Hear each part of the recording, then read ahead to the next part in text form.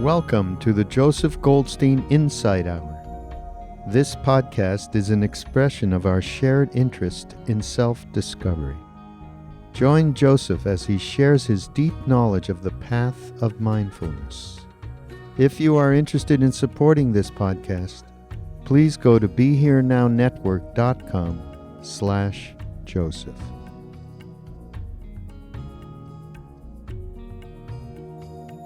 There's a book by the author Renee Domal called Mount Analog, and it's sort of an allegorical description of a spiritual journey using the metaphor of climbing a mountain. And he has some very good advice about how to undertake this journey. He said, keep your eye fixed on the way to the top, but don't forget to look right in front of you. The last step depends upon the first. Don't think you're there just because you see the summit. Watch your footing. Be sure of the next step. But don't let that distract you from the highest goal. The first step depends upon the last. And I love that last little piece. The last step depends upon the first. You have to take the first steps. But the first step also depends on the last. And so even though we're at or toward the beginning of the retreat, this evening I'd like to talk a bit about the end of the path. Because the direction of our journey, the direction of our first steps, depends on our understanding of what the last step is. And so it's helpful to have that comprehensive view of the direction that we're going in. So the French philosopher and political activist and mystic Simone Weil, she wrote, "What people are looking for is not wrong, but they are looking for it in the wrong place." That's us.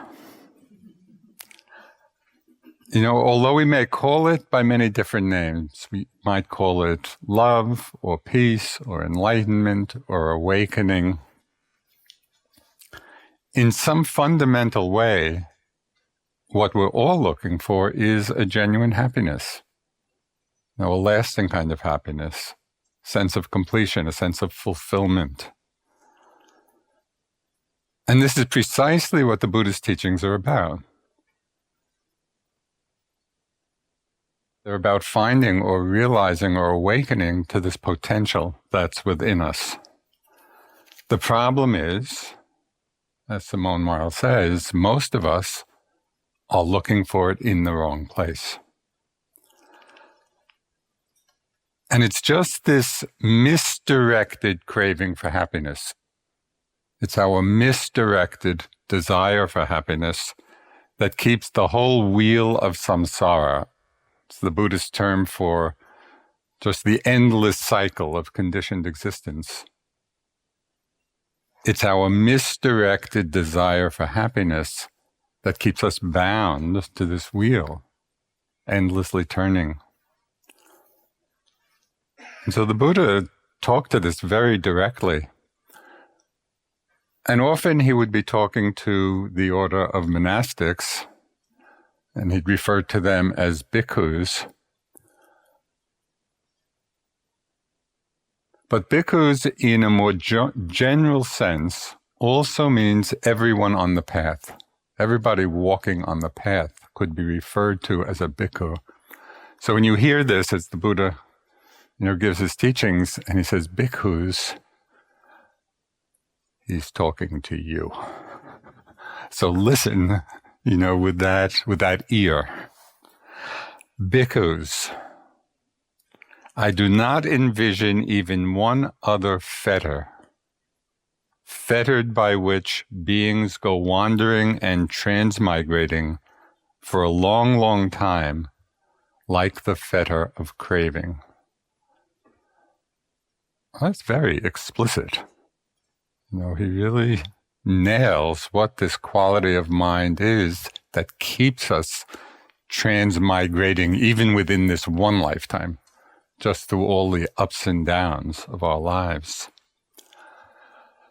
So what is craving? Although we're familiar with that word, it's not an esoteric word. It's probably not one that we use all that often, in our daily lives.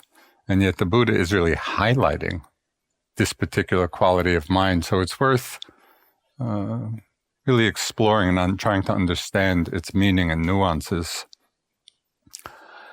So what is craving and how do we experience it in our lives? So craving or desire is the translation of the Pali word tanha. And tanha means thirst. Or sometimes it's translated as the fever of unsatisfied longing. And I really like these translations of thirst and fever as a translation of tanha, even more than craving, because those words of thirst or fever really can give us a visceral sense of what the mind quality is like. I mean, just think of when you were really thirsty and how compelling that is, and what a strong primal feeling it is. That's the meaning of tanha, which is often translated as craving, or desire. So in English, we often use the words desire and craving interchangeably. But this can often be confusing because desire in English has a wide range of meanings. We use it in a lot of different ways, that term. Sometimes desire does mean the thirst or fever of longing associated with greed and grasping and clinging. So sometimes that's exactly what desire means. But sometimes desire simply means the motivation to do something. I have the desire for awakening, or I have a desire to serve. I have a desire to be of service, to be of help. So that's the use of the word desire in a very different way. So when we hear the Buddha talk about the end of desire and the end of craving, you really need to understand that it's a very specific kind of desire, and there are many other kinds of desires that can be quite wholesome. So you don't want to confuse these two. For tonight's talk, I will be using the terms desire and craving interchangeably. Okay? But keep in mind that in other contexts, the word desire can mean many other things. So you don't want to get confused by this linguistic usage.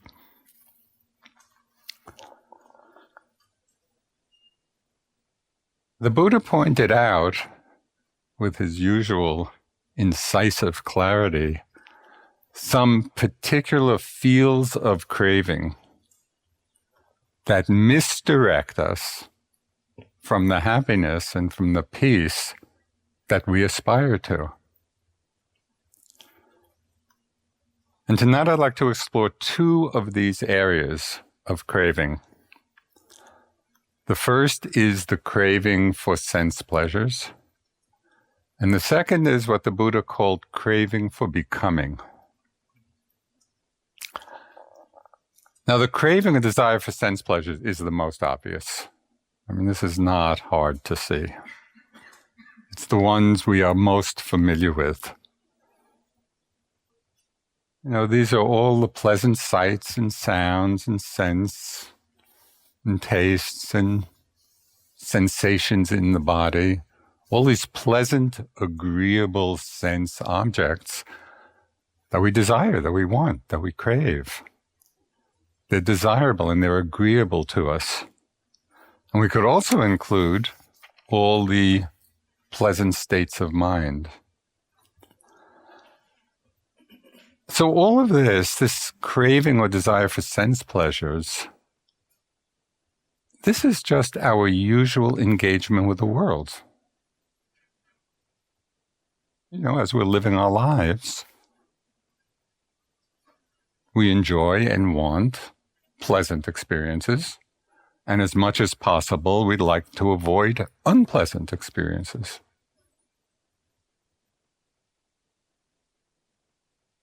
Do any of you crave unpleasant experiences?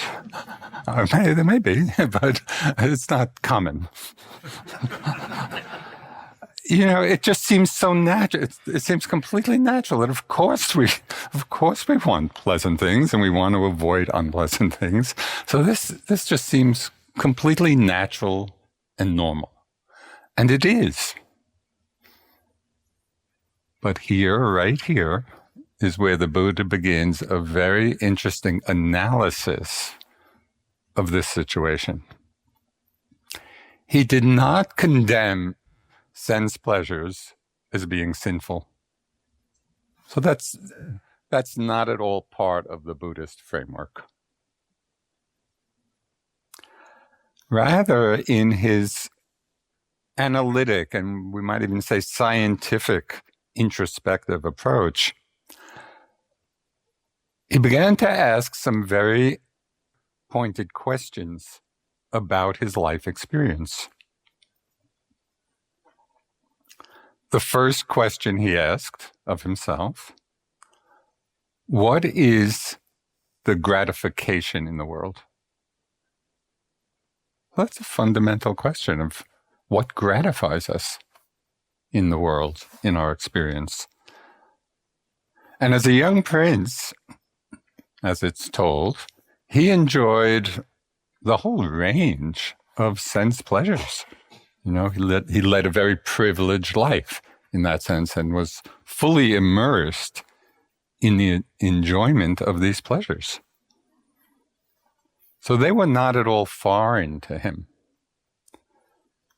And then, as it's related in the discourses, the thought came to him, whatever pleasure and joy there is in the world, this is the gratification in the world. That makes sense. Whatever pleasure and joy there is in the world, that's the gratification that we get from it. If there was no pleasure and joy in the world, beings would not become enamored of it. So we become enamored of the world, of sense pleasures, precisely because they do bring us a kind of happiness. So we need to acknowledge that. That's kind of our common understanding of our lives, right? Different kinds of sense pleasures bring a certain kind of happiness to us, and that's why we keep going after them. It's precisely because there is this gratification. So the Buddha's not saying there's no gratification in this. He's saying there is gratification, and that's why we crave them. But rather than simply listening, to the Buddha's words, it's always good to listen to the words as instructions for our own introspection. Because it's not about, the Buddha said this, and we either agree or we disagree. That's not the point at all. The Buddha is pointing to something, and he's inviting us to look at where he's pointing so we can see for ourselves. So we can take the very same questions that he asked of himself and ask it of ourselves. What is the gratification that we find in our lives? That would be worth reflecting on. What different experiences in the body, in the mind, are we enamored of? What different kinds of experiences do we desire and want? That would be an interesting internal survey just to get a very clear picture instead of just muddling through life, going after this and going after that, but really to get a clear picture. Yeah, this is where I find gratification.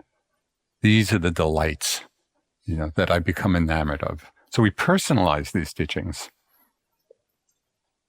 So our cravings and gratifications seem to come in a very wide range of intensities and frequencies. So on one end of the craving spectrum might be the obsessive desires that consume our lives. There might be addictive desires for food, for sex, for alcohol, for drugs, for success, for power, for fame, for wealth, for possessions, for comfort. Even for some people, there's an obsessive desire for love. So the mind can create this craving and fall into this craving for this wide range of different experiences. And it's interesting that a good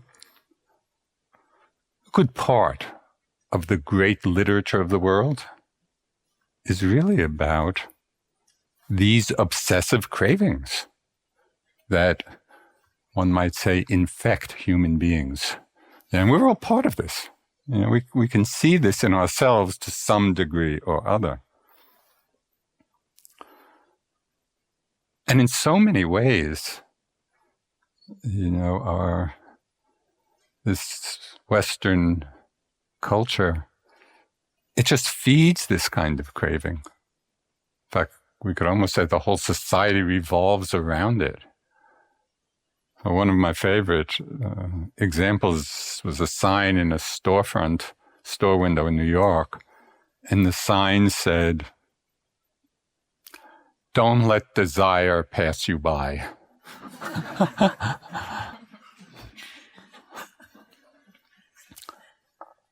The country would probably collapse if we let desires pass us by. So that's the message, we grow up with that of feed the desire, as if it's a good thing. So it takes a lot of care to begin to unpack this conditioning within ourselves because it is so pervasive. Or we may have sense desires and cravings and wants, not necessarily on this obsessive level, that's consuming our lives, but still may be the driving force behind many of our actions. Now, what drives us to do things in the world? And there'll be a wide range of motivations, but it would be very interesting to pay attention to see to what extent it's desire or wanting or craving sense pleasures that are driving our actions. Just so we get a clear picture of our lives and the choices we're making.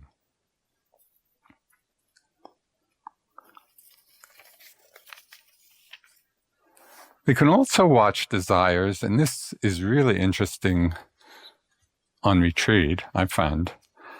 We can watch desires as just quickly passing thoughts in the mind, passing thoughts of wanting.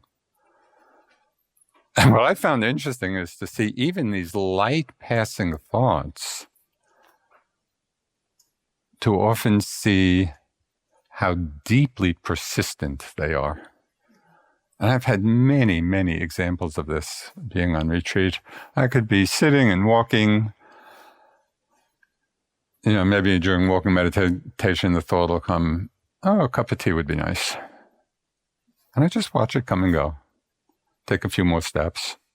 Oh, yeah, a cup of tea. And take a few more steps, just let it come and go. Cup of tea, a few more steps, cup of tea. And at some point, go get the cup of tea. So it's like this, it's like a blade of grass, pushing up through cement. This very small thing, but with such deep roots craving and desire is a primal energy within us. So even though in particular situations, the content may seem trivial, the energy behind it is not trivial. So we really want to begin to explore, this part, this aspect of our lives, because it plays such a powerful role. It's also very helpful to see how seemingly trivial desires, momentary desires, can sometimes strengthen into really strong habits. We go from I want to I need to I must have, and that becomes the trajectory. Just as a totally ridiculous example of this powerful tendency. So I was on a self-retreat at home, and I was just in the habit of enjoying a cup of coffee in the morning for breakfast, kind of get the whole system going. And I had, all the paraphernalia, the coffee beans in the grinder and, making the perfect cup of coffee. One day I go downstairs and the coffee grinder didn't work. And the first word that came to my mind, disaster. Did you hear that in the back? And in that moment, I felt it to be that. I mean, given the state of the world, a broken coffee grinder doesn't really rise to the level of disaster. But it felt like that because of the power of the habit and the power of the wanting, the power of craving. It was so, I had to laugh at it, finally.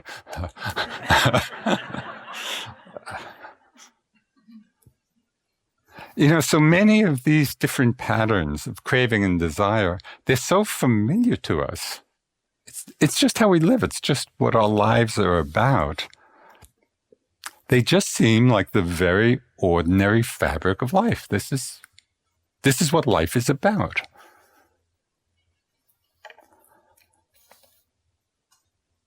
And because there's so much a part of who we take ourselves to be, we really, in a way, define ourselves and define our personality by the things we want and things we desire. So there's so much a part of who we take ourselves to be that very often they're invisible. We're just not paying attention to it because they seem so ordinary. So just as an experiment, a retreat environment while you're here would be a very good opportunity just to notice the gratification that comes from even very simple sense pleasures. Just so you attune to the dynamic, of anticipated sense pleasure and then the wanting and the craving and then the gratification. So again, it goes from just being a theoretical description, that the Buddha laid out. We internalize the experience of it. We understand it from the inside. So you might notice, just during the day, what things during the day give you moments of delight.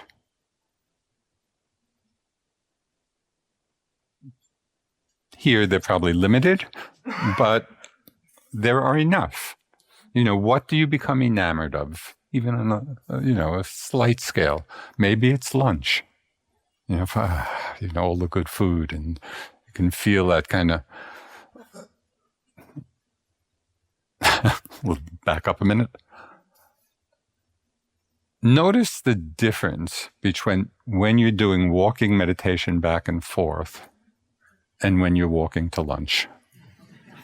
You might be walking just as slowly. Energetically,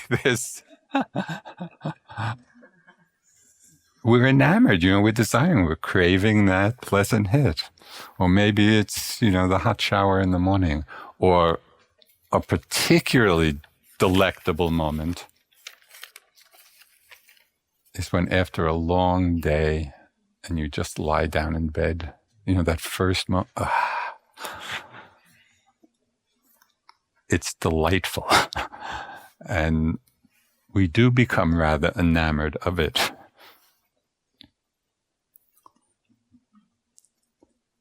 Can also investigate, this conditioning in the enjoyment of pleasant fantasies in the mind. So it's not only the physical senses. The same dynamic is at work with pleasant, pleasurable mental experience. It's possible to spend a long time on retreat, just immersed and lost in pleasant fantasies. They might be, pleasant food fantasies, or maybe really exciting sexual fantasies, or fantasies about your next perfect relationship, or whatever it may be. The mind is very creative. And we can spend a long time just enjoying the pleasure of these kinds of experiences. So at some point in this investigation, one might resonate with the Buddha's words, "Whatever gratification there is in the world, that I have found." Now that seems like a very ordinary statement. But that would be really useful to reflect on. Whatever gratification there is in the world, that I have found. So we've all enjoyed endless number of agreeable things. Do we have that sense that whatever gratification there is in the world, that I have already found?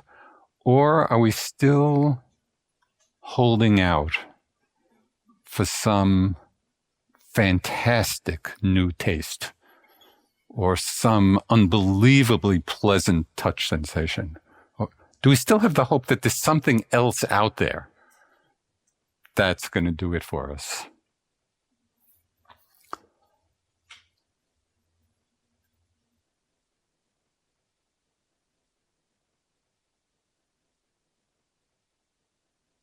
If we can come to some sense of whatever gratification there is in the world that I have found, based on our own experience, we might relax a little bit, and instead of that endless quest for the next hit of something, it's not going to be really any different than any of the previous pleasant hits that we've already had. But we're seduced. The next one is going to be the big one. Okay. The Buddha did not stop in his understanding of gratification and what provides it. He then went a bit further in his exploration. Bhikkhus, that's you. I set out seeking the dangers of the world. So first, he's looking, what is the gratification in the world, which is the pleasure of the sense delights. Then he said, well, what is the danger of the world? And danger is the translation, one translation of the Pali word adinava. And there are other translations which are a little more colloquial and I like. So we might think of this as, what are the drawbacks of the world? Or the disadvantages? Or the downside of things? And he continued, and whatever dangers or downsides there are in the world, that I have also found. Namely, that the world is impermanent, and because of that, ultimately unreliable, because nothing lasts, subject to change. So this is, again, not esoteric understandings. If we're paying attention, we can, I think, relate quite easily to this comprehension of, yeah, there are all these pleasures and gratifications, but there is a downside in experience.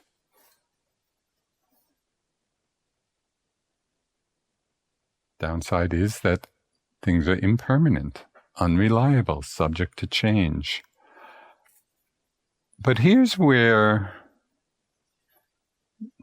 most of us and the Buddha may take slightly different paths. For us, how many times when things are really good, when things are going well, they're easeful, we're enjoying our lives, things are just rolling along in an easeful way,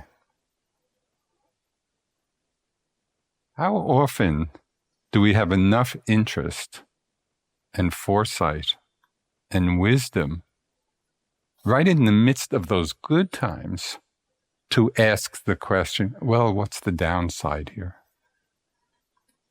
When I look at my own experience, not that often. Mostly I'm immersed in just the pleasure of the enjoyment. But that's, of course, what makes the Buddha the Buddha.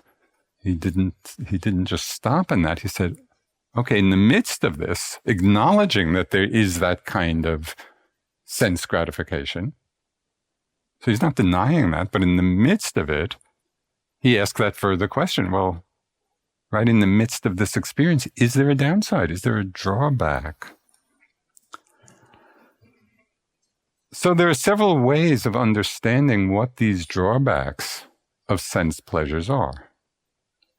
And again, it's worth just reflecting on it in our own lives, because we're so easily seduced by the gratification. We don't often look underneath. So one of the downsides, one of the drawbacks, is that in the end, these sense pleasures don't deliver on their promise of happiness. We think they will, and we hope they will, but they don't, precisely because they don't last. We believe that they'll bring us happiness because of the pleasant feelings that come when we have pleasant sense experience. There's a pleasant feeling that we enjoy.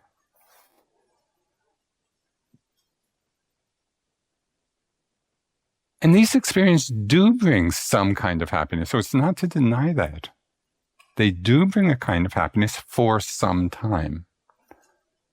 But all of these pleasant feelings that come, with beautiful sights and sounds and smells and touch and sensations and thoughts and all of it,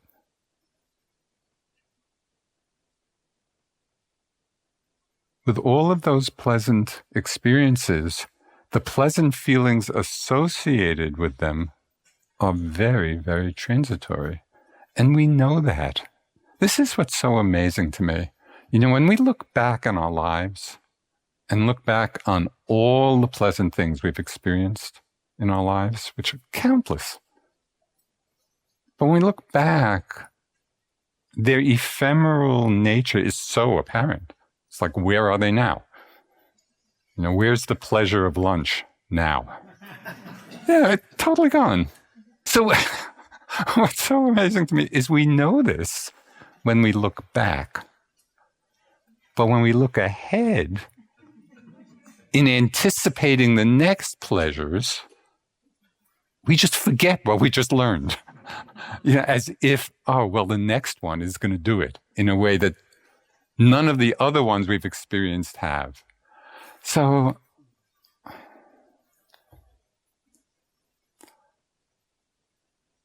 our minds are a trip. And for me, the interest and the power and the kind of delight in the meditation is just, learning the tools for examining and understanding our own minds and our own hearts and how we get involved in things that just create more suffering, and how it's possible to disentangle from that. That's really what we're doing here. It's this exploration of your own experience.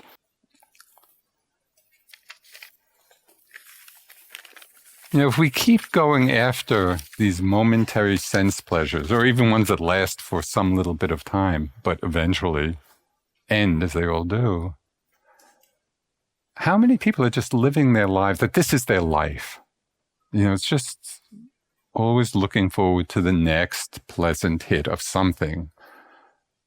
And then that passes, and then looking for the next hit, and the next hit, and the next. And before we know it, our life's at an end, without ever having come to a sense of fulfillment, or a sense of peace, or a sense of completion. So this is not an insignificant pattern, right? And that's why the Buddha gave such importance to understanding craving. It's the second noble truth. This is the cause of suffering in our lives. As lay people, we're living in the world of sense. Object sense, pleasures, sense, delights. Most of us are not leading renunciate lives. So to one extent or another, we are engaged, in this arena. But still, each one of us, everyone here, on some level, knows that it's not really the path to happiness. Because if you believed that it was, you'd be on some nice vacation someplace, and you wouldn't be here struggling with pain in your knee. So something brought you here, and it's not so easy to kind of arrange to be here. So for each one of us, there is some very deep wisdom already there, because that's what brought us here together.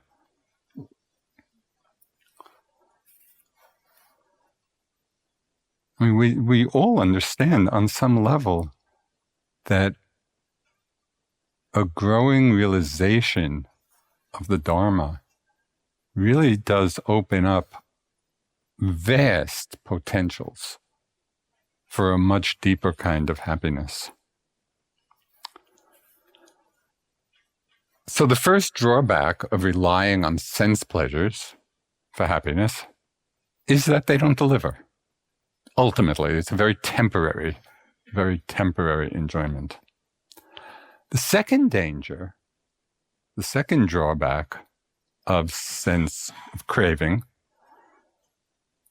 is when this desire or craving becomes an obsessive force in the mind, which can lead to so many unwholesome actions.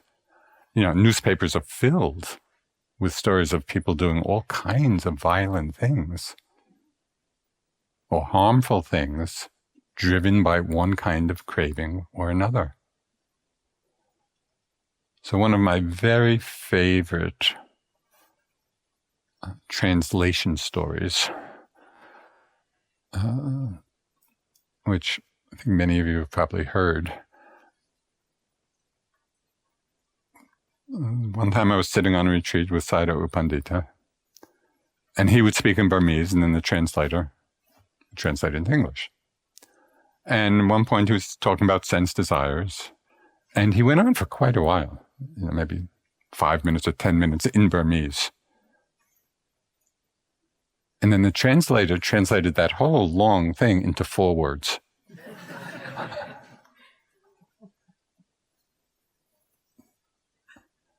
Lust cracks the brain. Lust cracks the brain. It does. Have you noticed?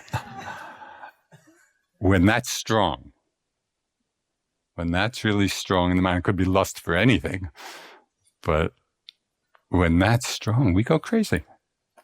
And people do so many harmful things driven by that energy. So we need to take care. It's not the craving, the force of craving. It's not only about kind of the little broken coffee grinder and the disaster that was, sometimes craving really is a powerfully destructive force. And we see it in the world.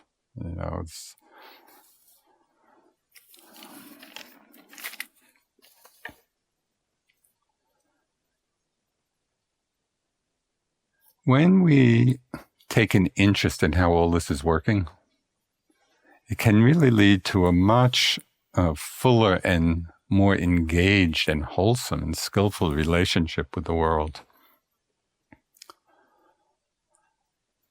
Okay, so this is the first arena of craving. And I spend so much time on it because it's so powerful in our lives and it's so obvious. This is not an esoteric teaching, but we need to pay attention to it. And again, I just want to reiterate, all of these Dharma talks and everything we do here, it's not a question of listening and you either believe or you don't believe. It's all an invitation to look for yourselves. That's what the Buddha, he's just pointing us, just take a look within yourself to see, does this resonate? Is this true? Because that's where the transformative value is. It's not in the intellectual comprehension of it. So the second type of craving is more subtle and often goes unnoticed. And it's one which has a direct bearing on our meditation practice. And there are elements of this which have had really a profound effect on my own understanding of the meditative process. So this is what the Buddha called craving for becoming. And it's the basic urge or desire to become this or that. In our continued existence, the craving for becoming. So one very familiar pattern of this, might be the obsessively planning mind. Have you ever been caught up in a mind that just endlessly, obsessively planning, imagining ourselves in some future situation, and then thinking about how we get there and what we have to do and all the things involved in that? How often do we get lost in the mind creations of future self? So again, another interesting observation for you as you go through the day. Just keep just an eye out, or a general sense of how much time the mind is lost in either past or future. It's a lot. Our minds just get caught up in this desire for becoming, and then all the thought and emotion that goes with that. So just keep in mind, being lost in these thought fantasies is desire for becoming. But there is a way of planning is a useful tool of the mind. And this is not to suggest we should never plan. But there is a huge difference between planning and being grounded in the moment, knowing we're doing it, thinking it through and coming to the end of it, but really being grounded in the present moment. There's a big difference between that and, as I'm sure you well know, being lost in the thought fantasies that just keep repeating themselves. So pay attention to that, and really see that. One of the most striking experiences of craving for becoming, very easy to observe, is the feeling of rushing. What does rushing mean? What's that feeling like? And we're all familiar with the feeling, but it's when we're ahead of ourselves. It's when the mind is already at its destination before we get there, or already doing what we're aiming to do, but we're still here. And it's that toppling forward energy. A famous line from James Joyce, from the Dubliners, collection of stories. Mr. Duffy lived a short distance from his body. That's us. A good part of the time, we're living a short distance from our bodies. We're ahead of ourselves. So what is that? That's a kind of craving for becoming. It's like we're not settled back in the moment. We're wanting or craving.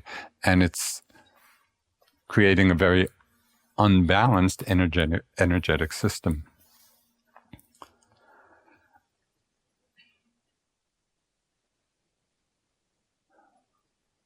This is not insignificant, because this understanding of craving for becoming is intimately connected with the understanding of, you could say, enlightenment or freedom or awakening. So there's something right in this point that's very, very powerful.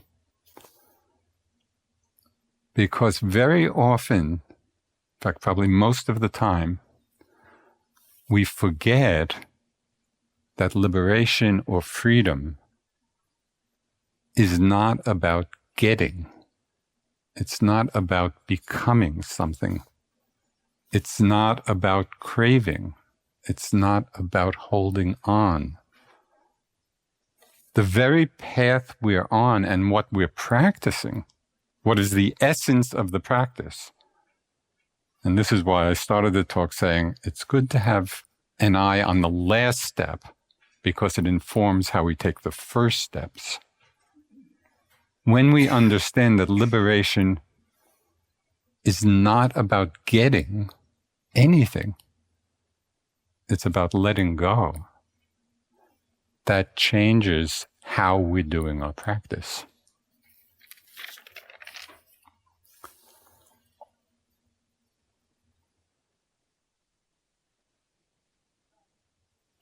Are you familiar with the experience when you're sitting, and could be in the walking too, but I've noticed it a lot, in my sitting meditation. And what I'm going to be talking about now is really quite subtle, but I think obvious enough that you will recognize it. Is when we're sitting and we're just, with our experience, the breath, the sensations, or whatever it is, and we're just there in pretty easeful way. But have you ever noticed just this very subtle tendency to be leaning into the next moment? It's like we're leaning into the process. We're with this in order for this. We're taking this breath in order for the next thing to arise. So it's that slight forward leaning that is craving for becoming. A few years ago, I was on self-retreat, and I had a really vivid and in some way transformative experience of just this process. There's a line in the suttas, in the discourses, that's repeated quite frequently. And it's a line that sometimes is said, people will say it as an expression of their awakening moment. And sometimes it's a line that when people hear it, they get enlightened.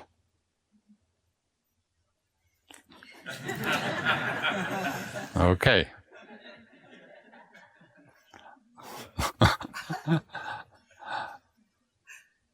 Whatever has the nature to arise will also pass away. Incredibly simple. Whatever has the nature to arise will also pass away. Whatever, which is everything. Whatever has the nature to arise will also pass away. So I was sitting on retreat, and, I had read that line a million times, and everything rises and passes just seemed like an obvious statement. But this particular time on retreat, I was sitting, and for some reason that line came to my mind, but it's as if the line and the meaning of it dropped right into the process, the meditative process. So it was no longer on the intellectual level. It was like, whatever has the nature to arise will also pass away. So it was being applied in that very moment to the flow of experience. And then the conclusion became strikingly obvious right in this meditative process. If whatever has the nature to arise will also pass away, therefore there's nothing to want. Because whatever it is that I might want meditatively, not leaving aside kind of all the external things, whatever I might want meditatively will also pass away. Therefore, there's nothing to want. And in that moment, just, it's just seeing it so vividly. There's nothing to want. In that moment, I could feel the mind drop back from even that slight leaning into the next moment. It was like, not wanting. And even though it was just for maybe a few moments, it was enough to actually recognize and taste the quality or the experience of the mind free of craving. Because I could see the mind go from the lean to not wanting anything. And the experience of the mind of not wanting, not the concept of the actual experience of the mind free of wanting, not wanting, was just one of incredible peace and completion. There was nothing more to do for that moment. And I saw that it really was, you could say, a glimpse of the third noble truth. The first is that there's suffering, or dukkha, the cause, which is craving. The third noble truth is the end of dukkha, which is the end of craving. So we can get a taste of it, which is very real. It's not fabricated. And it may only last for a few moments. But as one Tibetan teacher would often instruct, practice it short moments many times. So we don't have to necessarily be practicing with this idea, maybe some year I'll get to the end of craving, but that's, 10 lifetimes away. No, we can practice the profundity of the end of craving for a moment or a few moments and actually taste it, actually experience what that is like. So that is a tremendous reorientation of our meditation practice. Because in some strange way, even though we may have heard all of these teachings, there's so much wanting that comes into the very meditation practice itself. We're sitting and wanting something. Does this seem clear? It's clear to me.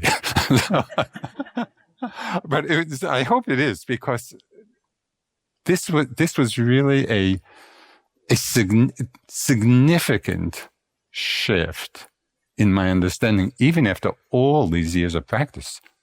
This is after 45 years of practice. And this is one of the things that's so remarkable about the Dharma. We're always just at the forward edge of our understanding. Wherever we are, we're at our own forward edge. And the Dharma is so vast, it just keeps opening. And very often there can be these very seemingly small insights that have a profound effect on our understanding of the path. Whatever has the nature to arise will also pass away. Therefore, there's nothing to want.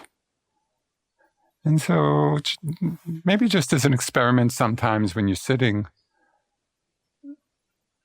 just occasionally drop in the phrase, not wanting. Just that, not wanting. and see if there's any kind of release in the mind from that forward lean into the process. And then you'll get a sense, the relief, the ease, the peace.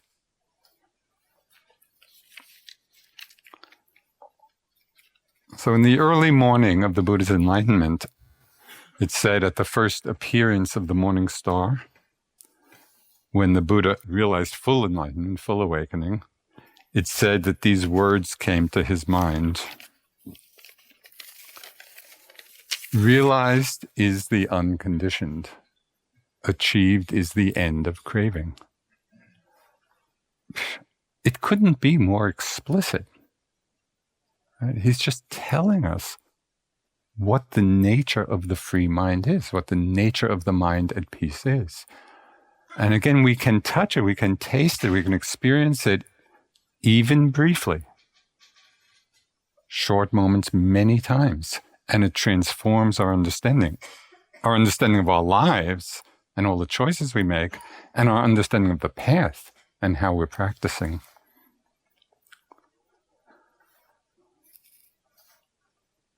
So I just found that these moments of really touching this and understanding this, the mind not wanting, not craving, settle back into that openness. Even those short moments can then become a pole star, a sense of direction for us. So we really have a clear understanding of where we're going and what we're essentially doing in our practice.